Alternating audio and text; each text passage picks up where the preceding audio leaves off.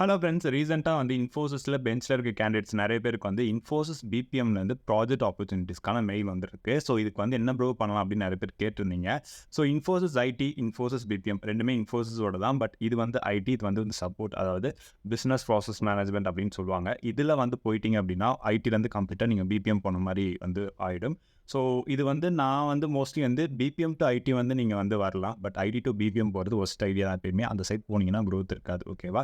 நீங்கள் இந்த ஐடிசியில் இருந்தீங்க அப்படின்னா உங்களுக்கு ரீஸ்கில்லிங் பண்ணலாம், நிறைய டெக்னாலஜிஸ் கற்றுக்கலாம். நீங்கள் பெஞ்சில் இருந்தாலுமே இந்த ஆப்பர்ச்சுனிட்டிஸ்லாம் இருக்குது. பட் பிபிஎம் போயிட்டீங்க அப்படின்னா மோஸ்ட்லி நைட் ஷிஃப்ட் ப்ராஜெக்ட்ஸும் அதிகமாக இருக்கும், என்ன சப்போர்ட் ஒர்க் அப்படின்றதால.